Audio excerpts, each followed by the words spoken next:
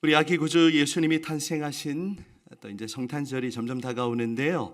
오늘 우리가 대림절 두 번째 주일을 지키며 이 대림절은요, 이중적 기다림의 절기라고 그렇게 설명을 드렸습니다. 예수님의 탄생과 재림을 함께 기다리며 요 앞에 이렇게 글자가 새겨져 있는 것처럼 Come Lord Jesus, 주 예수여 오시옵소서. 그런 우리의 마음의 기대와 소망이 가득하기를 간절히 소원합니다.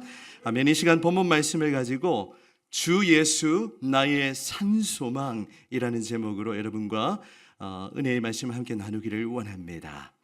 어느 마을에 70세 부부가 살았습니다. 이 부부는 동네에서 금실이 좋기로 소문난 우리 교회 우리 장로님 또 우리 권사님 집사님 그 부부의 모습처럼 아주 좋은 소문이 난 부부였습니다. 이 소문을 들은 천사가 이 부부의 소원을 한 가지씩 들어주시기로 했어요. 우리 천사가 먼저 할머니에게 묻습니다. 할머니, 소원을 한 가지 말씀해 주시면 제가 들어드리겠습니다.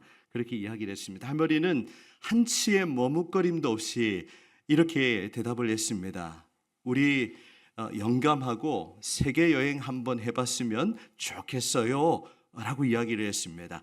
그래서 천사는 그 소원을 들어주겠다라고 약속을 했지요. 이제는 천사가 할아버지에게 그렇게 물었습니다. 할아버지, 소원을 한 가지 말씀해 주시면 들어드리겠습니다. 할아버지는 잠시 머뭇거리더니 천사의 귀에다 대고 조용하게 이렇게 이야기했습니다. 20살 어린 여자하고 세계여행 한번 해봤으면 좋겠어 라고 이렇게 조용히 이야기를 했습니다. 천사는 할아버지의 엉뚱한 소원으로 굉장히 당황했지만 그 소원을 들어주기로 했어요. 그랬더니 어떤 일이 일어났을까요? 할아버지의 나이를 90살로 만들어버렸답니다. 여러분은 어떤 기대와 소망을 가지고 살아가고 계십니까?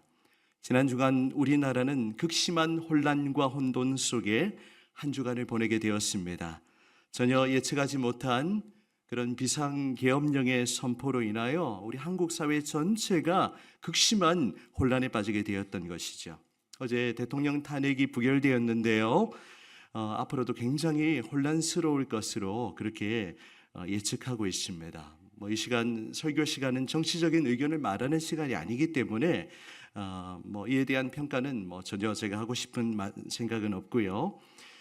하지만 하루속히 전국이 안정되고 더 이상 정치가 또 파국으로 치닫지 않도록 우리는 분명하게 이 나라와 민족을 위하여 또 대통령과 위정자를 위하여 기도해야 하는 줄 믿습니다.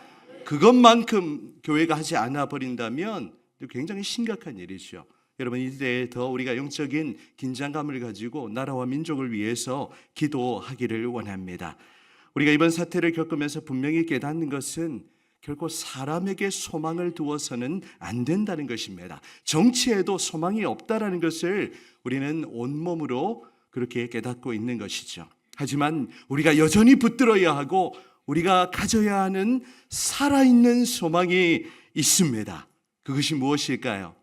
오늘 베드로전서의 말씀을 통하여 우리 안에 우리가 헛된 기대와 소망, 또 세상에 썩어질 그 소망을 가지고 살아가는 자가 아니라 우리의 마음에 살아있는 소망, 산 소망을 가지고 살아가는 은혜가 있기를 간절히 소원합니다. 아멘. 우리 교회는 대림절 두 번째 주일을 맞이하며 이제 리딩 지저스가 막바지에 이제 다다르고 있습니다. 이번 주간 일반 서신의 나머지 성경을 모두 읽게 되는데요. 오늘 살펴보는 베드로전서를 시작으로 베드로후서, 요한 1, 2, 3서 그리고 유다서까지 이번 주간 우리가 읽어 나가게 될 것입니다. 이제 유다서까지 읽으면 나머지 두 주간 동안 요한계시록의 말씀을 살펴보게 될 것입니다. 베드로전서에 대해서 오늘 잠깐 배경을 설명드리면서 우리 설교를 계속 이어가려고 합니다.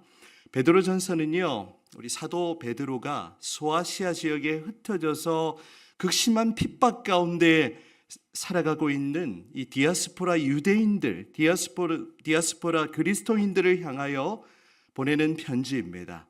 핍박 가운데서도 끝까지 그들의 믿음을 지키며 인내하며 그렇게 살아가도록 위로하고 격려하기 위해서 이 베드로전서를 기록하고 있는 것입니다.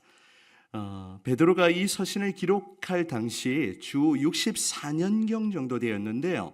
여러분, 그때 이 로마가 온 세상을 통치하고 있었지요. 그런데 이 로마 제국에 큰 사건이 하나 일어났습니다. 어떤 사건이었을까요? 보여주시면, 우리 로마가 불바다가 되었습니다. 이 주 64년 7월 18일경에 이 로마시에 대화재가 발생했습니다. 거대한 불길은 이 로마 전역에서 6일 동안 밤낮으로 그렇게 걷잡을 수 없이 뜨겁게 타올랐던 것이죠. 온 로마가 초토화되었습니다. 그런데 당시에 로마를 다스리고 통치했던 황제가 누구인지 아십니까? 그 유명한 검은 고양이 네로 황제였어요. 그 황제 이름을 가져다가 쓴 건 아니고, 이 네로라는 이름이 이태리어로 검다라는 뜻입니다. 우리 영어의 니그로와 같은 의미에 있는데요. 이 네로 황제가 폭군으로 유명한 황제이죠. 이 로마 화제의 이 주범을 어디로 몰아갔냐면, 누구에게로 몰아갔냐면 그리스도인들에게 몰아갔어요. 이 그리스도인들이 로마에 불을 질렀다라고 그렇게 단정하고는 이 끔찍한 핍박과 박해가 시작되었던 것입니다. 그래서 네로 치하에서 이 수많은 사람들이 극심한 고난과 핍박을 당하게 되었던 것입니다.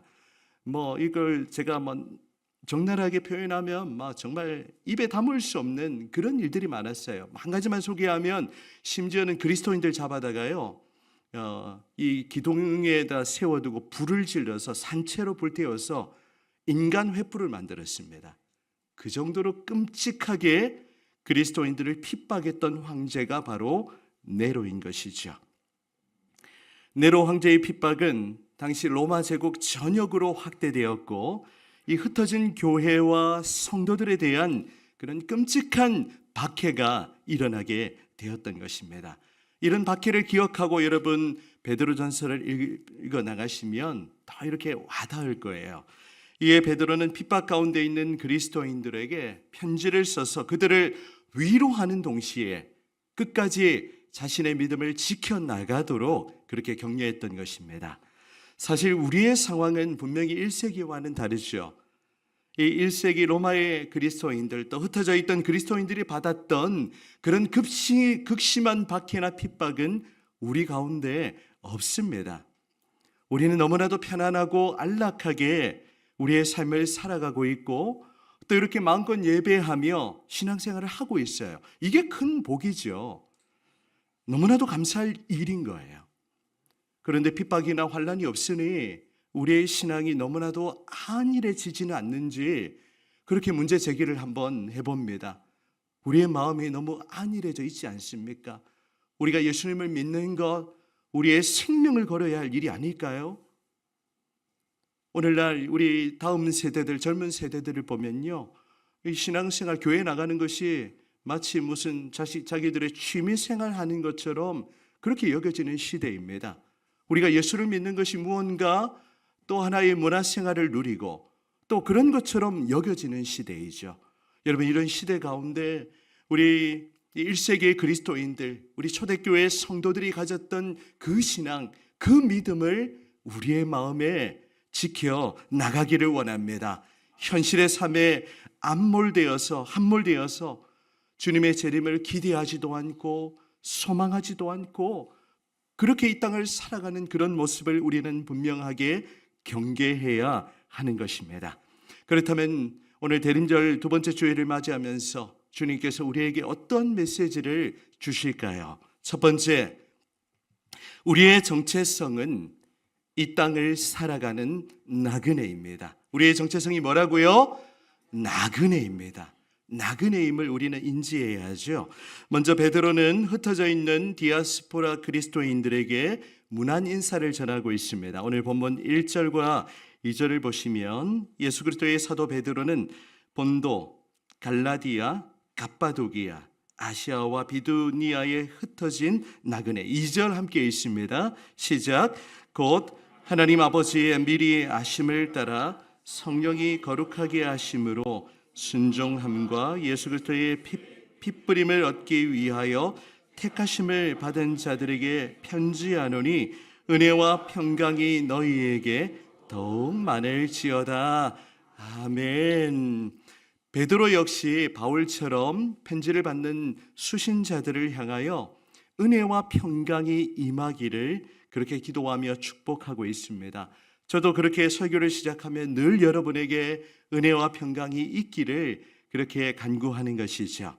그런데 베드로는 흩어져 있는 성도들을 향하여 어떤 표현을 지금 사용하고 있을까요? 바로 흩어진 나그네라는 표현, 1절 마지막 부분에 흩어진 나그네라는 그런 표현을 사용하고 있습니다. 여러분, 나그네는 어떤 존재입니까? 나그네란 단어도 별로 오늘 21세기 잘 사용하지 않는 용어인데요. 나그네는 어떤 사람입니까? 그래요. 우리 승용이 이제 고맙습니다. 잠시 머물다가 지나가는 그런 존재이죠. 저는 우리 교회에 대해서만큼은 나그네가 한 분도 없었으면 좋겠어요. 잠시 교회 왔다가 떠나가는 그런 분들이 정말 한 분도 없었으면 좋겠습니다. 하지만 우리는 이 땅을 살아가는 그런 관점에서 볼 때 이 땅에 우리가 영원토록 머무는 것이 아니라 잠시 있다가 그렇게 거쳐가는 나그네임을 우리는 분명하게 기억해야 하는 것입니다. 히브리서 11장 13절에 보면 히브리서 기자는 믿음의 사람들을 일컬어 이렇게 표현하고 있어요. 마지막 부분을 보시면 또 땅에서는 어떤 존재임을 증언하고 있지요? 외국인과 나그네임을 증언하였으니. 여러분, 우리 그리스도인은요, 이 땅에서 외국인과 같은 존재입니다. 또 나그네와 같은 존재예요. 이 땅이 우리가 영원히 살아야 할 곳이 아니고 우리는 이 땅에 잠시 거쳐 지나가는 그런 이 순례자와 같은 그런 존재인 것입니다. 여러분, 이 표현이 얼마나 와닿을지 모르겠어요. 저희가 외국 생활을 해보니까 이제 외국에서 이렇게 오랜 기간을 살아보니까 이 나그네라는 단어가 굉장히 와닿습니다. 저희가 이제 미국에서 4년을 살면서 이제 미국에서의 삶이 좋은 부분도 많고 누릴 것도 굉장히 많고 음식도 풍족하고 정말 그렇습니다. 하지만 미국에서의 그 풍족함과 풍요함이 다가 아니었어요. 돈이 없으면 힘들거든요. 돈 없으면 못 사는 것이 한국도 그렇지만 미국도 그렇습니다. 그래서 이제 잠깐 여행 가면 너무 좋아요. 여행 가면 너무 좋죠. 좋은 곳 보고 좋은 음식 먹고 좋은 곳에 자니까. 그런데 이민자로 살아가는 것은 또 다른 이야기입니다. 저희가 이 미국 땅에 외국인으로 이제 이민자로 이제 어떻게 보면 잠시 살았잖아요. 그 땅이 우리가 영원히, 저희 가정이 영원히 머물러야 하는 곳이 아님을 절감하게 되었습니다. 우리 가정에는 돌아갈 곳이 있었어요. 그것은 어디입니까? 바로 우리의 조국 대한민국이죠. 여러분, 해외 생활하시면 전부 애국자 되십니다. 한국에만 살면 우리나라가 이렇느니 저렇느니 하지만 어디 전 세계 가봐도 한국만큼 안전하고 또 이렇게 모든 삶이 편리한 나라는요, 전 세계 어디도 없어요. 그런 풍족함을 우리는 지금 누리고 있는 것입니다. 여러분, 저희가 외국 생활하면서 느꼈던 것, 그곳이 제가 영원히 머물러야 할 곳이 아니라 그곳은 잠시 지나가는 곳이며 궁극적으로는 가야 할 곳, 돌아가야 할 곳이 있다라는 것을 늘 인지하며 그렇게 삶을 살았습니다. 우리 그리스도인의 삶도 마찬가지이죠. 우리 그리스도인들이 가져야 하는 그 정체성이 있다면 바로 이 땅의 나그네이고 흩어진 나그네입니다.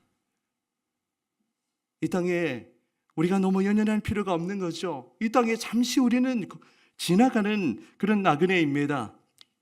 이 땅이 우리의 종착지가 아니라 잠시 들러서 지나가는 기착지임을 우리는 늘 기억하며 살아가야 하는 것이죠. 여러분, 오늘 첫 번째 메시지입니다. 우리의 정체성이 있다면 우리는 어떤 존재라고요? 이 땅의 나그네임을 기억하면서 우리가 나그네는 잠시 부족해도 괜찮아요. 잠깐 있다가 갈 거기 때문에 현실에서의 삶이 조금 어렵다고 해도 우리는 견딜 수 있습니다. 이제 계속 나누겠는데요.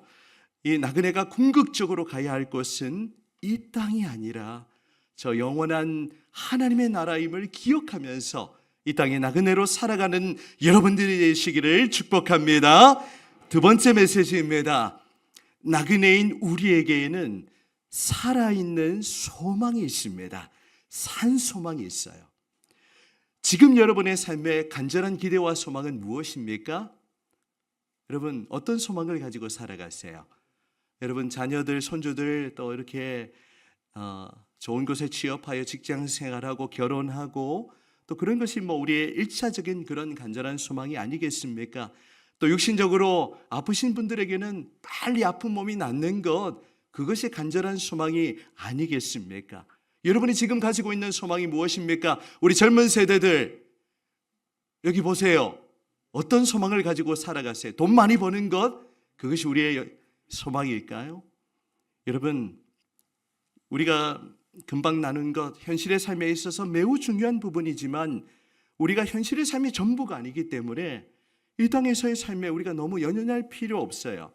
우리는 모든 것을 그리스도 안에서 초탈하고 그것을 넘어서는 삶을 살아갈 수 있어야 하는 것이죠. 베드로는 흩어진 나그네들을 향하여 우리가 받은 그 구원의 은혜가 얼마나 놀라운 것인지를 상기시키면서 그렇게 편지를 이어가고 있습니다. 베드로는 그러면서 우리에게 이 놀라운 구원을 허락하신 예수 그리스도의 아버지이신 하나님을 찬송하며 우리에게 산 소망이 있다는 그 사실을 강조하고 있습니다. 3절 말씀 같이 읽어보도록 하겠습니다. 3절입니다. 시작. 우리 주 예수 그리스도의 아버지 하나님을 찬송하리로다.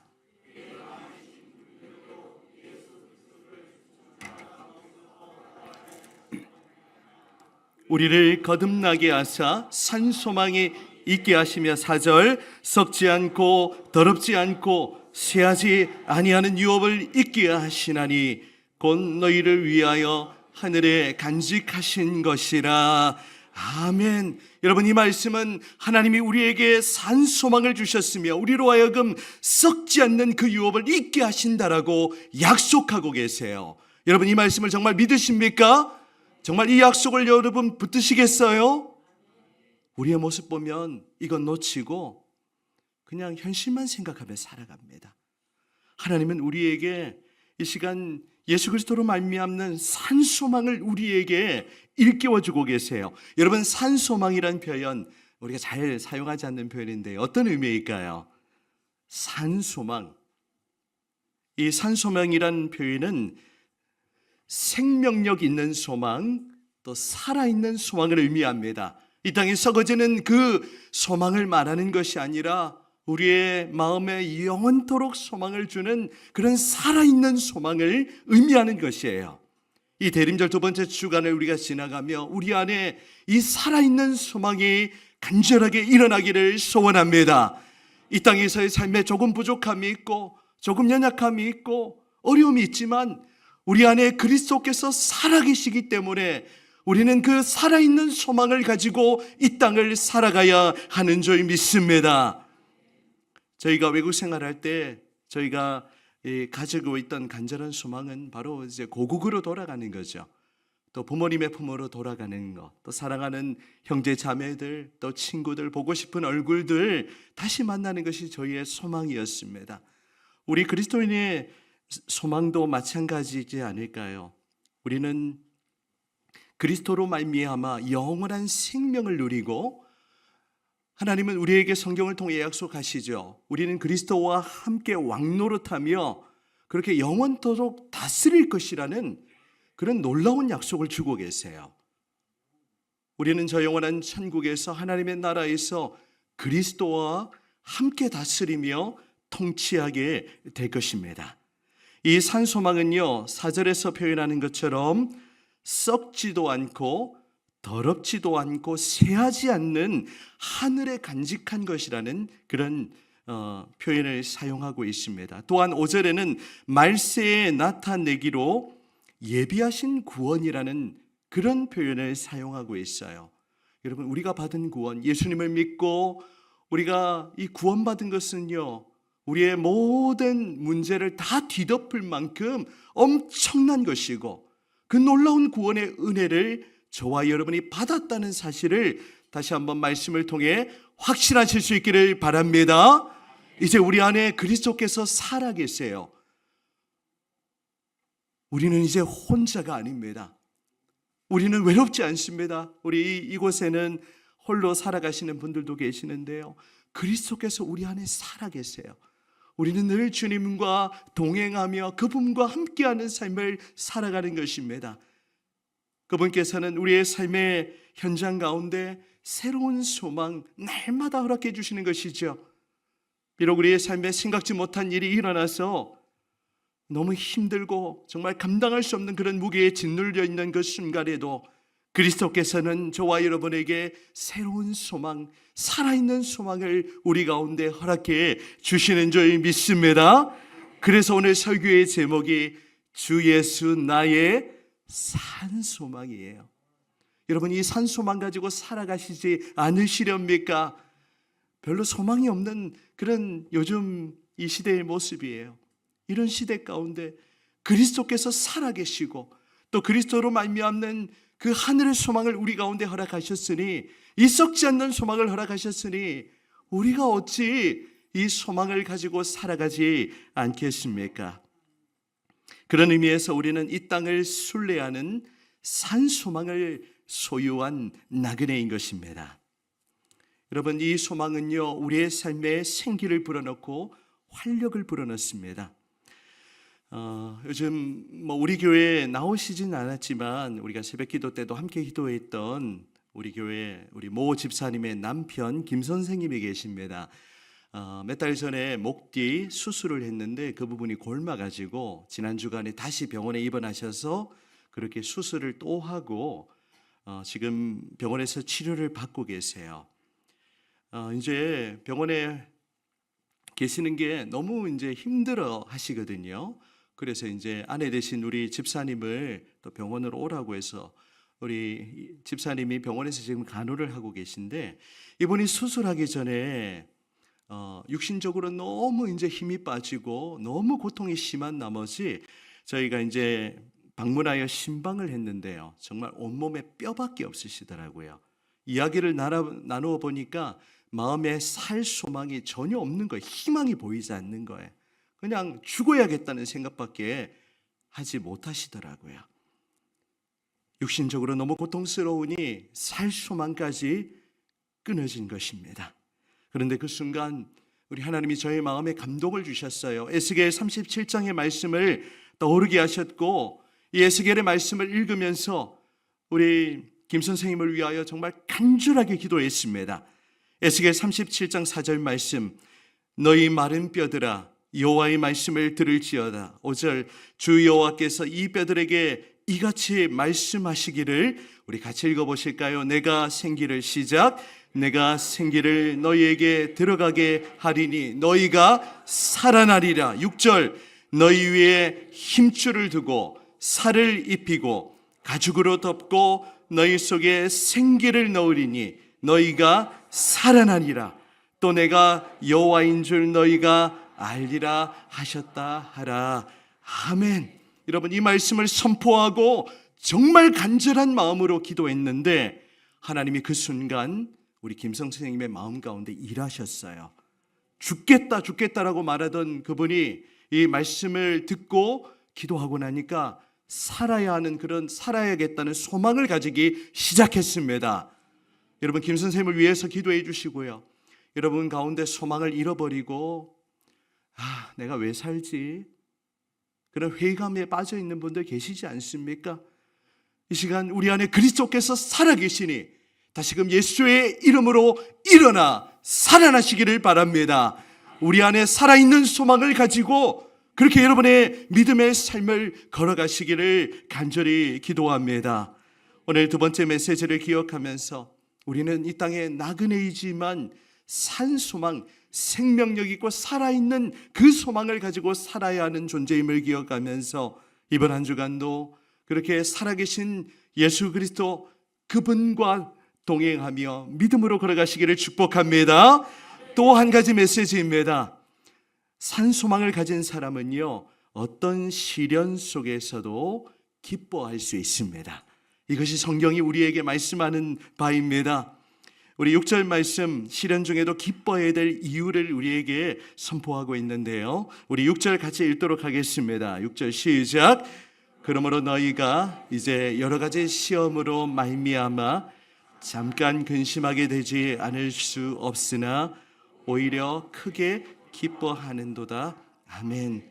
우리 베드로는 여러 가지 시험, 이제 핍박과 환난, 그 고통 가운데 있는 그리스도인들에게 그 고통으로 인하여 핍박으로 인하여 잠깐 근심하지 않을 수가 없지만 오히려 어떻게 한다고요? 크게 기뻐한다라고 그렇게 칭찬하고 있는 거예요. 여러분, 우리 그리스도인의 삶도 그러해야 하지 않을까요? 어떠한 시험 속에서도, 어떠한 시련 속에서도 우리 안에 살아계신 그리스도로 말미암는 산소망을 가지고 우리는 기뻐할 수 있는 것입니다. 그래서 바울은 로마 감옥에 갇혀 있으면서도 주 안에서 기뻐하라, 항상 기뻐하라, 내가 다시 말하노니 기뻐하라. 이게 기뻐할 이유가 없는데 막 억지로 기뻐해라가 아니라 우리가 날마다 그리스도와 동행하면 이 기쁨을 누리며 살아갈 수가 있는 것입니다. 여러분, 그리스도 안에 있는 이 산소망을 가지고 주님이 주시는 이 영원한 기쁨과 즐거움을 누리며 살아가실 수 있기를 간절히 소망합니다. 아멘. 여러분, 그렇다고 해서 우리 현실의 삶에 근심이나 고통이 없을 수는 없어요. 저에게도 마찬가지고요. 정말 생각지도 않은 일 때문에 지나가고 나면 정말 아무것도 아닌 일인데 그것 가지고 막 고민하고 걱정하고 밤에 잠 못 이루고 그런 저 자신의 모습을 보게 됩니다. 여러분은 그렇지 않습니까? 우리가 잠깐 슬퍼하고 우리가 근심할 수 있지만 우리는 산소망을 가진 자이기 때문에 그 어떤 어려움도 우리는 견디고 버티고 이겨낼 수가 있는 것입니다. 여러분, 우리 안에 이 그리스도를 믿는 믿음을 우리 가운데 허락하셨으니 그 믿음 가지고 다시 일어나시기를 바랍니다. 여러분, 요즘 금값이 최고치를 찍고 있죠. 저는 몰랐는데 우리 모 집사님이 요즘 한 돈에 50몇만 원 한다더라고요.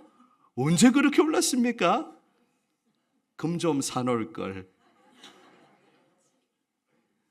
금 재테크도 막 이야기를 하던데, 여러분, 이 땅에 그 금과 비교할 수 없는 더 귀한 것이 있는데요, 그것이 무엇입니까? 바로 우리의 믿음이에요. 우리 7절 말씀 읽어볼까요? 7절입니다. 시작. 너희 믿음의 확실함은 불로 연단하여도 없어질 금보다 더 귀하여 예수 그리스도께서 나타나실 때에 칭찬과 영광과 존귀를 얻게 할 것이니라. 아멘. 여러분, 베드로는 이 믿음의 시련으로 인하여 더욱 견고해지는 그 믿음의 확실함이 무엇보다도 귀하다라고 얘기하죠. 불로 연단하면 없어질 그 금보다, 정금보다 귀한 것임을 우리에게 가르쳐주고 있습니다. 우리는 금보다도 귀한 믿음을 소유한 자예요. 그 믿음이 우리로 하여금 산소망을 가지고 살아가도록 우리를 이끌어 주는 것이죠. 여러분, 결국에 이제 우리가 주님과 우리가 다시 만나게 되는, 우리 주님이 재림하셔서 이 땅 가운데 영광으로 임하실 그때 우리는 그리스도로부터 칭찬과 영광과 존귀를 얻게 될 것입니다. 우리는 그리스도와 영원토록 다스릴 것입니다. 우리가 그 소망 가진다면 어떠한 어려움이 있어도 우리가 이기고 또 승리할 수 있는 것이죠. 그래서 8절에는 그 믿음을 가졌기 때문에 우리가 눈에 보이지 않지만 예수님을 사랑하는 삶을 살아갈 수가 있는 것입니다. 우리 8절 우리 마지막 부분 보시면 믿고 말할 수 없는 영광스러운 즐거움으로 어떻게 한다고요? 기뻐한다라고 그렇게 말씀하는 거예요. 여러분 이 기쁨 누리며 살아가지 않으시렵니까?